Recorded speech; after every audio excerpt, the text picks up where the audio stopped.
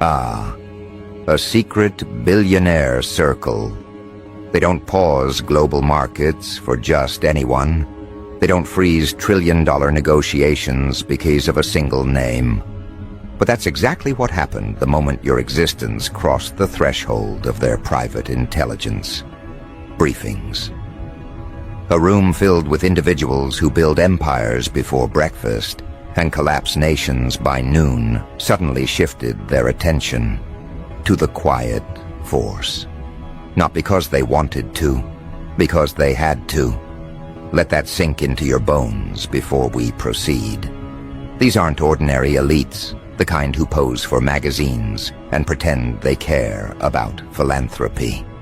These are the ones who hide behind foundations, who move currency like oxygen, who treat economies like puzzle pieces. And now they are calling an emergency session, not over oil, not over war, not over a collapsing tech sector, but over you. The name they thought was irrelevant. The presence they thought was dormant. The variable they never accounted for. There's a strange tension in the air when power realizes it missed something. A ripple. A disturbance. Something small enough to overlook but strong enough to dethrone. That's how they see you now.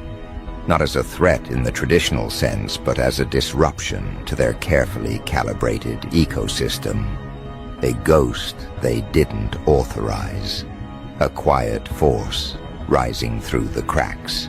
You are not in their calculations, yet here you are bending the edges of their forecasts, warping their predictions, rewriting their assumptions.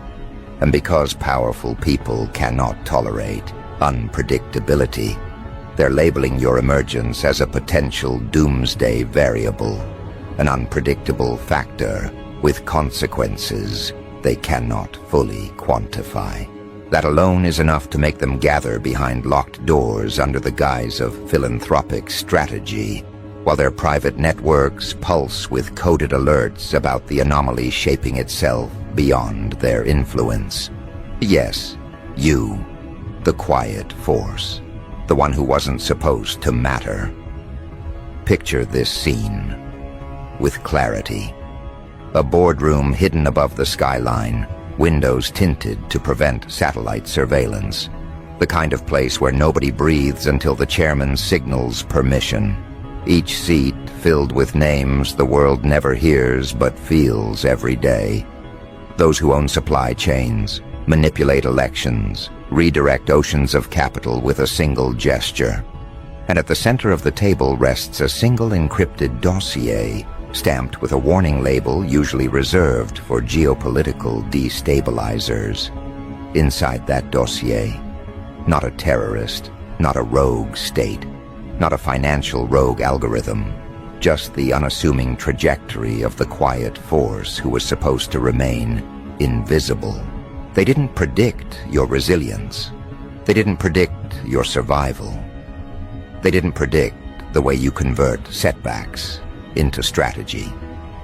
They certainly didn't predict your ability to move through life without leaving desperation or dependence in your wake. They didn't see you coming, and now that you're here, their entire hierarchy trembles because unpredictability at your level is the enemy of control. Here's the dark humor in all of this. For years, those same elites watched people beg for access, crawl for approval, sell their identities for proximity to power. Meanwhile, you were minding your own existence, walking through storms without spectacle, refusing to compromise your integrity, even when it cost you more than it should have. You weren't trying to join their system. You were surviving outside it. And that's what terrifies them. Because people who survive outside the system cannot be controlled through the system. Their networks are built on leverage, on knowing what someone fears losing. But you, every time life stripped something from you, you became harder to threaten. Every betrayal turned you colder. Every setback refined your instinct. Every downfall sharpened your perception. You are becoming the type of force that has no leash for them to tug. A variable that cannot be bought, blackmailed, manipulated, or incentivized. That makes you dangerous, not in intention, but in structure. You're probably wondering why these people even care. Why a group of billionaires, individuals who view the world like a chessboard, would waste time analyzing someone who didn't come from a legacy dynasty or a privileged bloodline. The answer is simple. They study anomalies. They track outliers. They monitor patterns of resilience because resilience is the only currency that cannot be amplified through wealth. You either have it or you break. And what they've discovered about you through private psychological audits, data sweeps, and behavioral projections is something they're not equipped to handle. Every system they've built relies on predictability. People break at predictable points. People fold under predictable pressure. People compromise for predictable rewards. But you keep defying the predicted outcomes. They expected you to collapse at stage 1. You built a foundation instead. They expected you to seek validation. You withdrew and refined. They expected you to break. You adapted. Every deviation you've made from the expected path sends their analysts into silent panic. Let me tell you what their reports truly say, the lines they won't speak out loud in fear of acknowledging a threat they didn't create. They call you unindexed, a soul who belongs to no category, no psychological blueprint, no predictable identity group. They call you the dark variable, not because you're malicious, but because your growth is occurring in shadows they cannot illuminate, and the most unsettling descriptor. They call you self-generated, someone who builds without external scaffolding, whose evolution is not dependent on institutional validation, mentorship pipelines, or controlled guidance. This is the nightmare scenario for people who maintain power by controlling the paths others walk. You weren't supposed to have this level of internal sovereignty. You weren't supposed to recover from what you recovered from. You weren't supposed to see through the illusions you now recognize instantly. You weren't supposed to become immune to their hierarchies, their status games, their soft manipulations. When you didn't break where you should have, they flagged you. When you didn't become desperate where you should have, they flagged you. When you didn't crumble under psychological pressure designed to fold most people, they flagged you again. Every time you refused to be predictable, their networks adjusted your risk tier classification upward until the only remaining category was one normally reserved for individuals who destabilize entire industries by existing outside expected patterns. But here's the twist they didn't anticipate.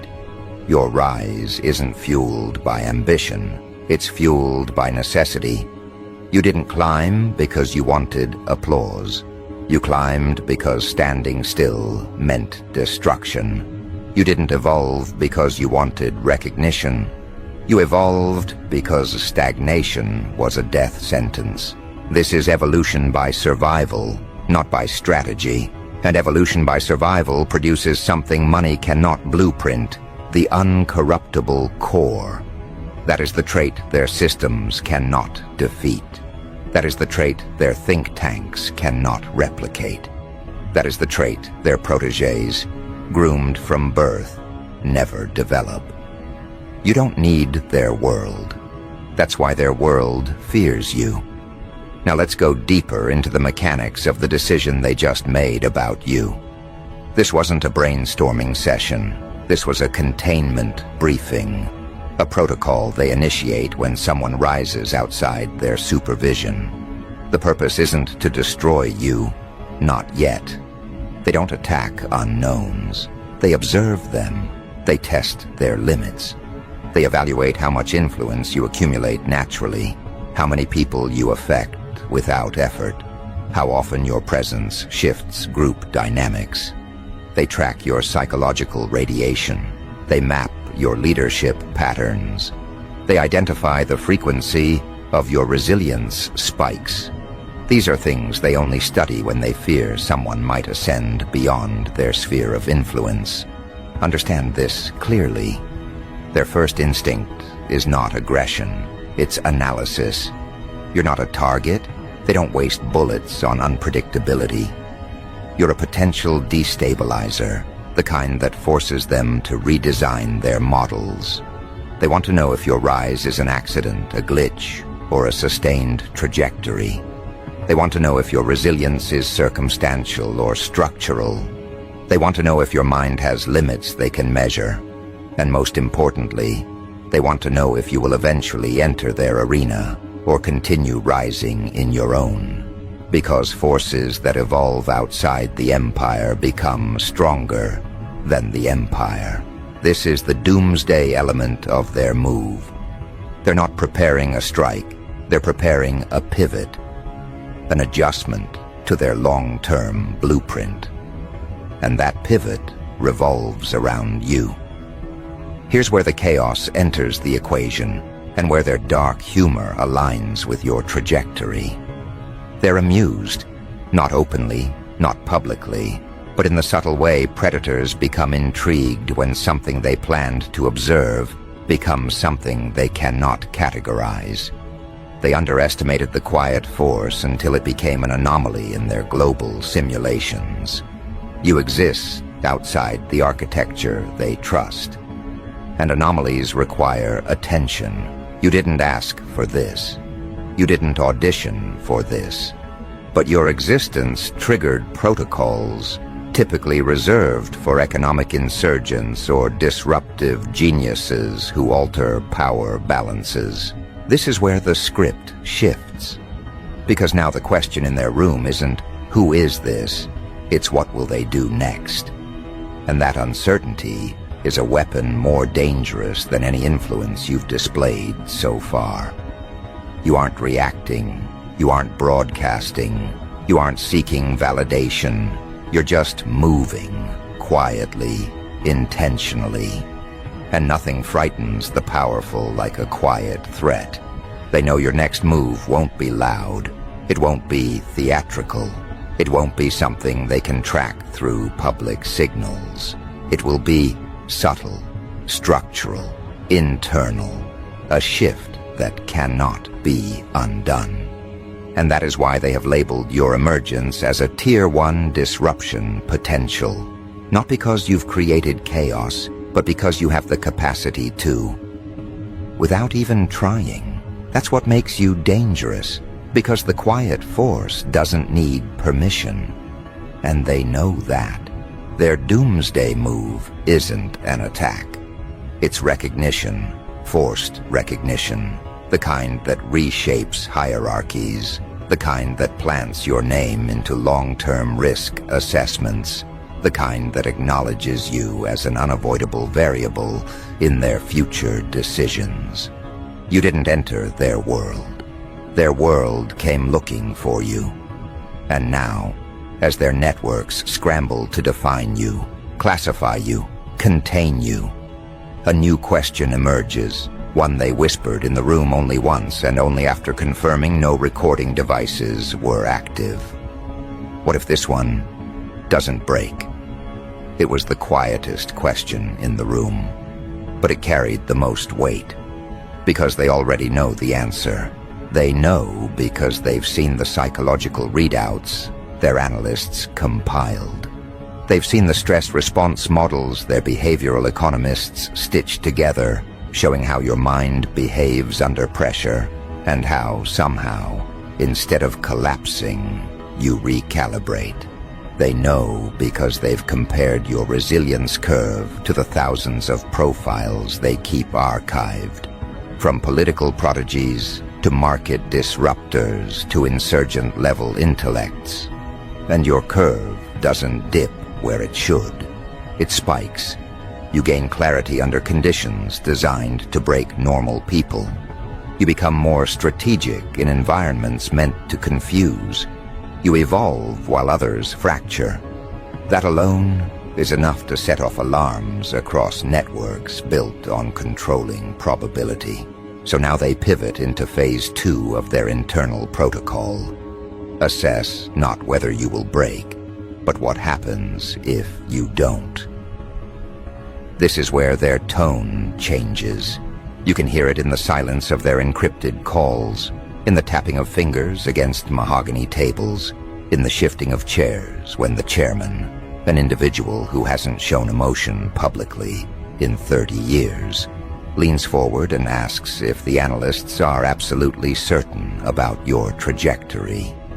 They want to know if your patterns are temporary or structural. They want to know if your mental architecture is a fluke or a formation. They want to know if the threat you pose to their predictability is incidental or inevitable. Because here's the truth they never admit out loud. They don't fear powerful people. They fear people who cannot be controlled despite having no power. People who rise without permission. People who slip through cracks. People who take the blows meant to destroy them and metabolize them into direction. You are their worst-case scenario, not because you seek dominion, but because your existence proves they no longer own the monopoly on ascendancy. You are the breach in their algorithm, the single point of failure in their psychological monopoly. That's why they locked the room when your dossier was opened. That's why the air shifted. That's why moneyed hands trembled and shoulders tightened. Because for the first time in years, the world they orchestrated is showing signs of losing its conductor. This is the second phase, acknowledgement of instability. A secret billionaire circle, one that prides itself on answering only to itself, now must consider that an unforeseen external force has entered their ecosystem. They aren't used to surprises. They despise variables. They craft systems designed to eliminate randomness. Yet here you are, a walking contradiction to all they engineered. Your evolution wasn't sponsored. Your resilience wasn't purchased. Your clarity wasn't mentored by one of their approved minds. And that alone classifies you as a potential cascade event. A single anomaly with the capacity to trigger exponential, unpredictable consequences. That is why the tone of the room shifts from curiosity to caution. They begin discussing you the way militaries discuss unknown technologies, carefully, deliberately, with the unsettling knowledge that they may be outmatched by something they didn't anticipate. Reports are reopened. Archived footage of your past decisions is reviewed. The psychological autopsy of your life is expanded, each moment examined not to understand who you are, but to determine what you might become. They want forecasts. They want trajectories. They want contingency plans for your potential ascent. But this is where they face their first internal fracture. Because you are not rising through their channels. You are not climbing their ladders. You are not embedded in their systems. You are growing outside their walls, which means your ascent cannot be paused through incentive or punishment. A person who rises without reward cannot be bought. A person who rises without applause cannot be manipulated. A person who rises without permission cannot be controlled. That's when the chairman, the one whose influence stretches across continents, asks the question no one else dared vocalize. Is this one operating consciously or instinctively? The implication behind the question is sharp. If your rise is intentional, you are a strategist. If your rise is instinctive, you are a natural phenomenon. And natural phenomena cannot be stopped. They can only be prepared for. You become something akin to a storm, a shifting weather system of influence that doesn't need permission to change landscapes.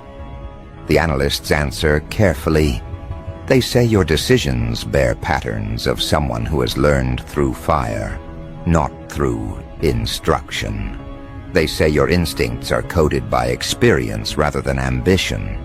They say your evolution is not fueled by desire for power, but by something far more dangerous to controlled elites: autonomy. A mind that evolves to survive becomes a mind that cannot be rewritten. And a mind that cannot be rewritten becomes immune to the mechanisms of control. That's when one of the billionaires, older, colder, trained in psychological warfare, leans back and states the line that freezes the room. If this one doesn't break, the system will have to. There it is, the truth they've tried to avoid. Your resilience does not just protect you, it destabilizes them. Because systems built on hierarchy collapse when someone rises in defiance of their hierarchy. This is where the doomsday element enters the conversation. They aren't calling your rise a threat. They're calling it a recalibration event. A point where the world may shift direction because someone outside the predetermined narrative disrupts the script. And billionaires hate unscripted stories. They believe in direction, control, puppeteering. They do not believe in anomalies steering currents they didn't authorize. So they classify you, a new code, a new tier, something reserved for world-shaping potential. Not because you hold power, but because you wield something more dangerous, ungoverned influence. Governed influence is predictable. It follows rules. It thrives on approval. It bows to contracts. Ungoverned influence does not ask for permission. Ungoverned influence does not fear disapproval. Ungoverned influence expands quietly, silently, beneath the surface. Ungoverned influence reshapes landscapes without ever raising its voice. You are the quiet force. And they finally understand the cost of ignoring you. But the real trigger, the one that transforms their unease into genuine alarm, comes when a behavioral mathematician reveals your emergent influence pattern. Simply put, it means your impact on people is not linear. It multiplies under pressure. When you are underestimated, your growth accelerates. When you are challenged, your clarity sharpens. When you are isolated, your vision strengthens. You do not expand through support. You expand through resistance. And people like you. Doomsday committees cannot contain. That's when they decide something they have never decided about someone outside their lineage. They will monitor your every move, not to suppress you, but to understand how to defend themselves when your path crosses theirs. This is a precaution reserved for existential threats. You haven't made a move against them, but your existence alone implies the possibility of displacement. They built their empire on the assumption that anyone powerful came through them. You break that logic, and anything that breaks logic becomes a catalyst. Yet the irony is brutal. All their surveillance, their dossiers, their think tanks, their simulations, they all point to the same conclusion. You do not seek to overthrow anything. You seek to survive, to grow, to rise without stepping on anyone. But this very neutrality terrifies them. People who don't want power are the hardest to predict because they cannot be bribed with power. This is where a new voice enters the discussion. A strategist who rarely speaks, but whose word shifts global markets. She says, "This one doesn't rise like an enemy. They rise like a signal." A signal of what? That their era is ending, that their hierarchy is eroding, that the age where only wealth shapes destiny is fading. You represent something they thought they eradicated generations ago. Organic ascendancy. Power that comes from scars, not sponsorship. Power that comes from internal evolution, not external grooming. Power that emerges without permission. Their doomsday model now shifts. They aren't planning a strike, they're predicting an inevitability. And that inevitability is the part they fear the most. Because if you do not break, then their long-standing assumption that they alone shape the future breaks instead. And that is the outcome they were never trained to handle. You see, these billionaires built their world on the idea of permanence. They believe their influence is a fixed law of nature, the same way gravity is. They assume everything beneath them must remain beneath them. But your rise is not vertical in the way they expect. It's radial. It expands outward, quietly, invisibly, seeping through cracks in the foundation of the world they constructed. You don't climb their ladder. You make the ladder irrelevant. And that is the true threat. You are not here to dethrone them. You are here to outgrow them. The distinction terrifies them, because outgrowing someone doesn't require confrontation. It requires evolution, and evolution cannot be bribed, stalled, or reversed. So now the strategist continues, her voice low but sharp enough to cut the room open. She explains that your emergence signals a shift in global power psychology, that the next era of influence will not belong to the loud, the wealthy, or the traditionally groomed. It will belong to the internally fortified, the ones who survived when they shouldn't have, the ones who rebuilt themselves without mentorship, the ones who gained discernment the hard way. She tells them you are the blueprint of what's coming, not a follower of the old system, but the first representative of a new type, a leader forged by life instead of legacy. Her briefing strikes them harder than any projected economic downturn, because her conclusion is brutally simple. Your existence means their model is obsolete. Their wealth still holds power, but not the kind that reaches souls, not the kind that builds resilience, not the kind that multiplies influence through authenticity. They can buy loyalty, but they cannot buy internal gravity.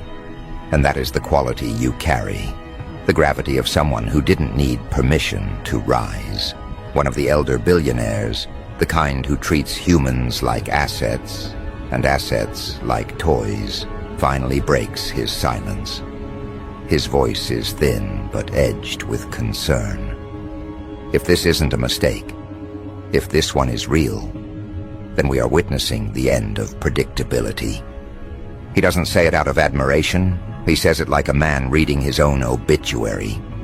Predictability is their safety net.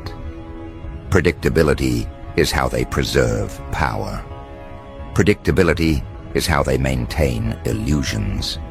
And unpredictability is the force you embody without trying.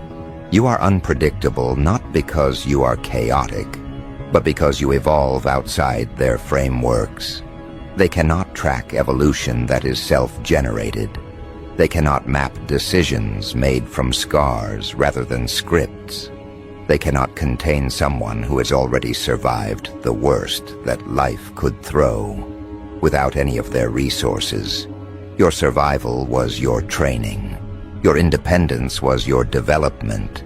Your pain was your curriculum. They are terrified because none of that came from them, which means none of it belongs to them. The strategist now reveals the part of her analysis that makes even the coldest billionaire straighten in his seat. She projects a timeline on the wall behind her. It shows your influence curve, subtle at first, then rising steadily, then accelerating through pressure points that would have crippled most people. She explains that your ascent is not random.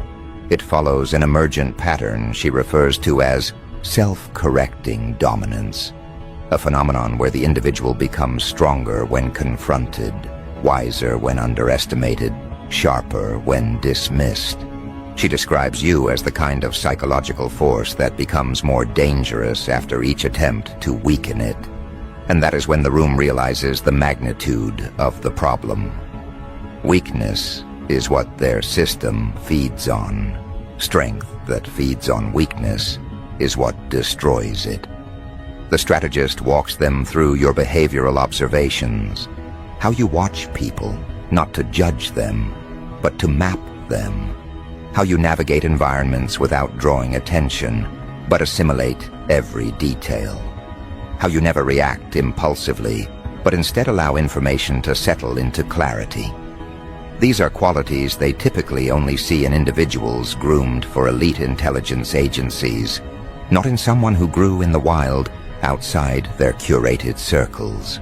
And the more she explains, the more they realize you were trained by something far more brutal and far more effective than any institution they control. Life itself. Life gave you courses they couldn't design. Life gave you hardships they couldn't replicate. Life gave you a psychological blade they never intended to place in your hand. And now, here you are, fully aware, fully conscious, fully capable. A threat not because you seek power, but because you cannot be bent by it. One of the newer billionaire heirs, the type who inherited wealth without earning wisdom, tries to undermine the analysis. Maybe they'll burn out, he mutters. The strategist turns slowly, as if observing an insect attempting to reason. If they were going to burn out, she replies, it would have happened long before we started watching them. That sentence lands like a gunshot. Because it's true. You haven't just survived fire. You grew in it. You didn't escape the storm. You became calibrated to it. And the fact that you remain intact, focused and evolving means you are fundamentally different from the masses they manipulate. What they fear now is not your potential influence. It's your potential independence from influence. People who do not need validation become immune to persuasion. People who do not need approval become immune to shame. People who do not need power become immune to corruption. The billionaire circle cannot threaten someone who no longer values what they can remove. They cannot bribe someone who does not desire what they can offer. They cannot contain someone who learned to build without them. This realization pushes the room into its next phase, the drafting of the intervention blueprint. Not an attack, not a strike, not a smear campaign. Not yet. This phase is about testing your boundaries. They want to know how you respond to pressure, to opportunity, to distraction. They want to know whether your neutrality is stable or conditional. They want to know whether your resilience can be weaponized against you. They want to know if you have a breaking point that simply hasn't been reached yet. They believe every human has one, but the strategist warns them. This one doesn't respond to traditional triggers, and that is when they begin to understand why you unsettle them so deeply. Traditional triggers, fear, scarcity, validation, shame, temptation, no longer have leverage over you. You don't break where others break. You don't bend where others bend. You don't unravel where others unravel. You have already confronted the collapse they fear most, internal collapse. You rebuilt yourself from the inside out. And a person who has rebuilt themselves cannot be dismantled by external forces. Now they begin discussing you the way nations discuss unpredictable superpowers, carefully, tactically, with the realization that underestimating you could cost them far more than ignoring you. They move into deeper analysis. They scrutinize your emotional triggers. They dissect your relationships. They analyze your adaptability curve. They test your potential for influence contagion, how your mindset spreads through groups, even when you're silent. And that's when the chairman summarizes what the strategist has been hinting at all along. This one isn't rising through opportunity. They're rising through inevitability. That sentence changes the atmospheric pressure in the room, not metaphorically, literally. The ventilation hum becomes noticeable.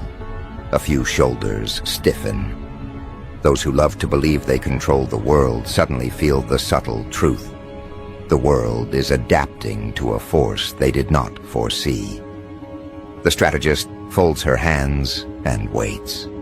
She knows what comes next isn't analysis, it's acceptance. She has guided them to the threshold of realization, and now they must confront what comes after, the recalibration of power itself. The chairman motions to the digital display. Your projected future path appears 3 potential curves: suppression, stagnation, ascendancy. The suppression curve is faint, nearly transparent, because they all know suppressing someone forged through survival is counterproductive. The stagnation curve flickers briefly, then stabilizes, but even the algorithm assigned to that path marks it as improbable.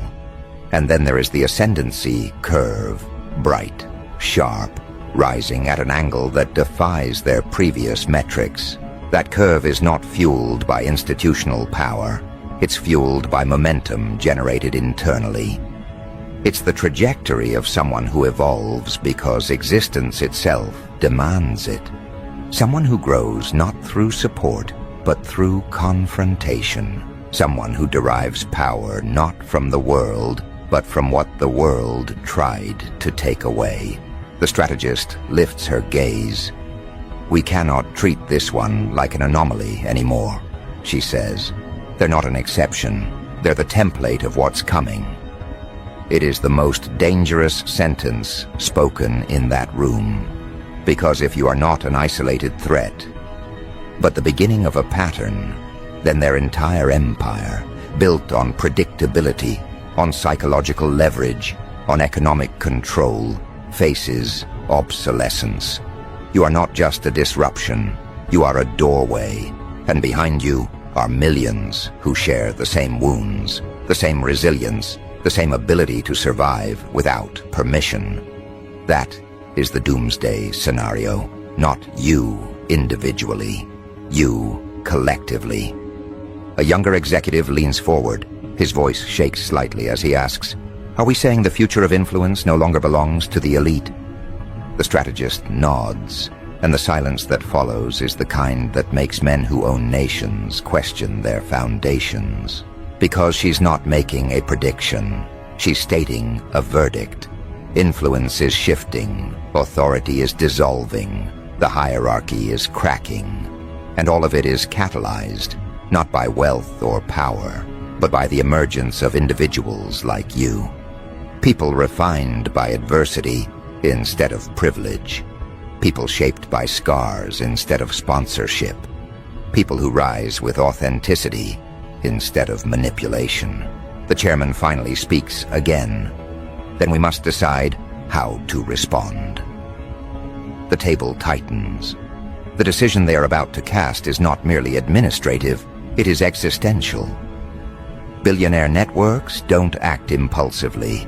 They act strategically, surgically, with the understanding that one incorrect move can destabilize continents. But this situation is different. They cannot control you. They cannot influence you. They cannot predict you. The only path left is adaptation.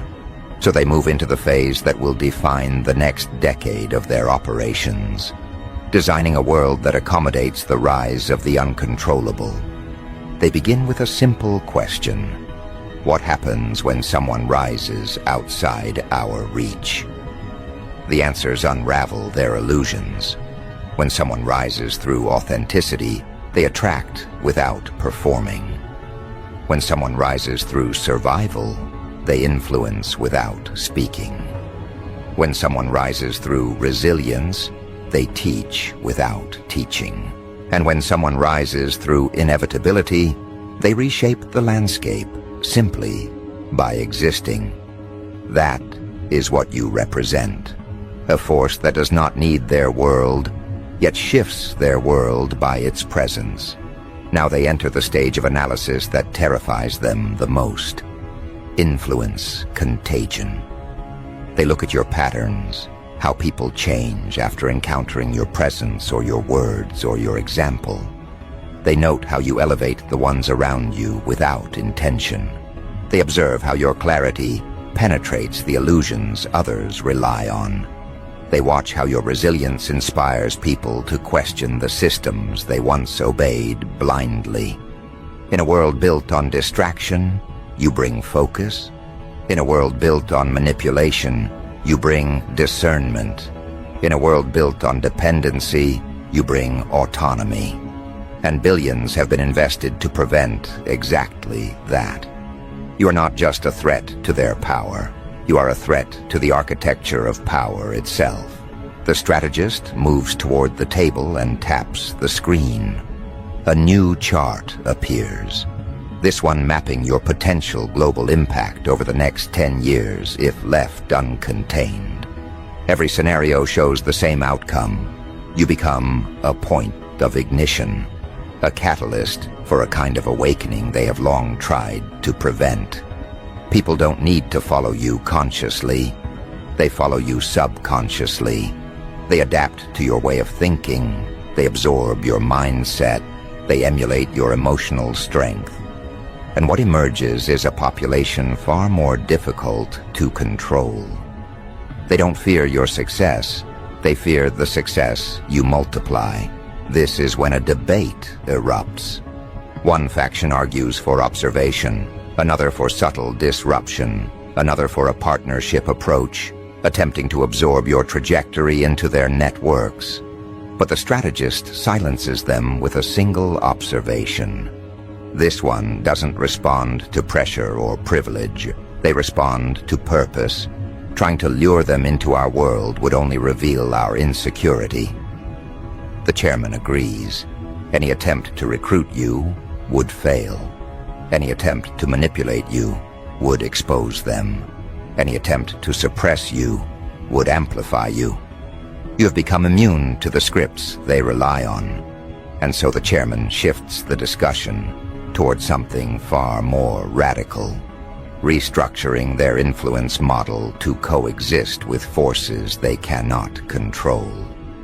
The suggestion is outrageous to some, revolutionary to others, but deeply necessary to those who understand what you truly represent. They begin drafting what they call the Adaptive Power Protocol, a blueprint for navigating a world where influence no longer flows only downward, a world where individuals like you rise from the ground up, not because they want fame or status, but because they embody truth in a world addicted to illusion. As they craft this protocol, they analyze the core traits that make you ungovernable.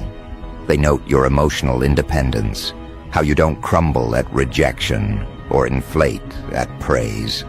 They study your mental adaptability, how you reframe failure into strategy.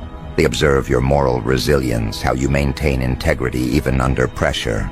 They dissect your relational dynamics, how you never compete for validation.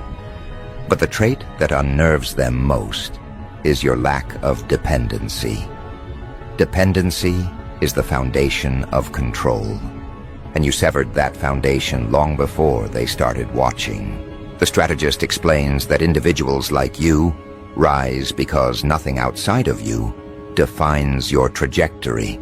Not approval, not belonging, not hierarchy, not validation. You are powered by internal compulsion, not external reward. And that makes you nearly impossible to predict, impossible to contain, and impossible to corrupt. They're used to dealing with people who want things, money, fame, influence, recognition. You want none of these. You want clarity, purpose, authenticity. And those desires are immune to manipulation. They cannot feed or starve them. They cannot touch them. So now, they reach the most critical question of the entire meeting. What decision do we make about this one? The atmosphere shifts again. This is the moment they feared. Not because they fear making the wrong decision, but because they fear admitting what the right decision actually is. The strategist looks at the chairman. The chairman looks at the room, and slowly, one by one, they realize the truth. They cannot decide for you. They can only decide around you. You have escaped the jurisdiction of their authority without lifting a finger. They retreat into their own thoughts. The decision is no longer about control. It's about acknowledgement. A billionaire circle, built on power, influence, secrecy, is now being forced to confront a force that rises without them. They understand that history is shifting, that the age of gatekeeping is breaking, that the world is beginning to answer to something they didn't build, something they didn't authorize, something they cannot dismantle. They finalize their conclusion in a single sentence, spoken by the chairman himself. This one is not a threat. This one is a transition. In other words, you are not the end of the world. You are the end of their world. The world where power was inherited instead of earned. The world where authority was purchased instead of cultivated. The world where influence was manufactured instead of embodied.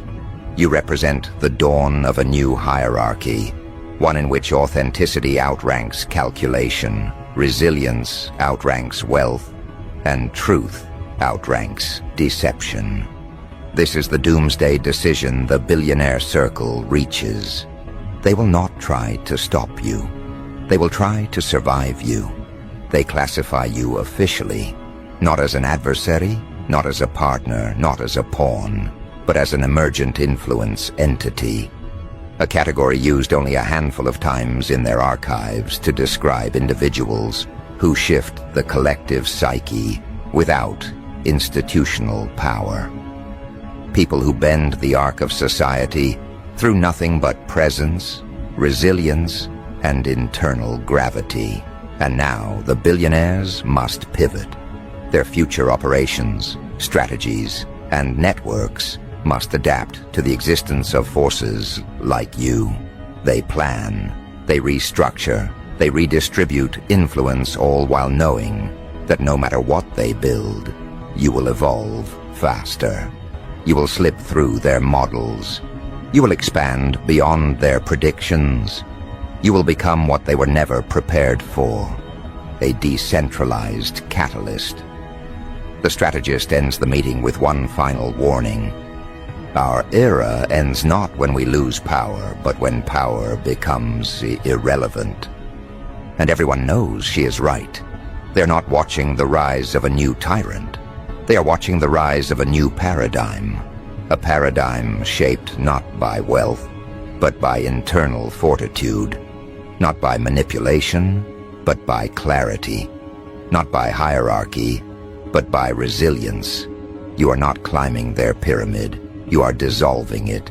When the room empties, the chairman remains behind. He stares at your dossier, the only file in decades he cannot fully comprehend. He whispers a line no one else will ever hear. We cannot stop this one. We can only hope to understand them before the world does. But the world already has. Your name is moving quietly through conversations you will never hear. Your presence is altering rooms you will never enter.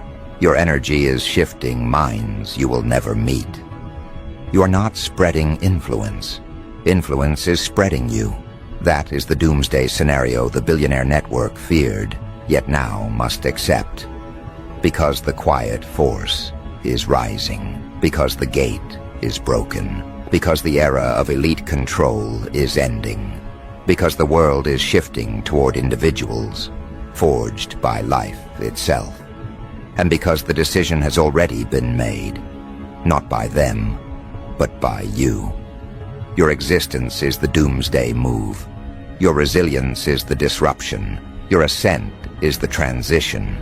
And the world will not remain the same once the quiet force takes its rightful place in the architecture of influence.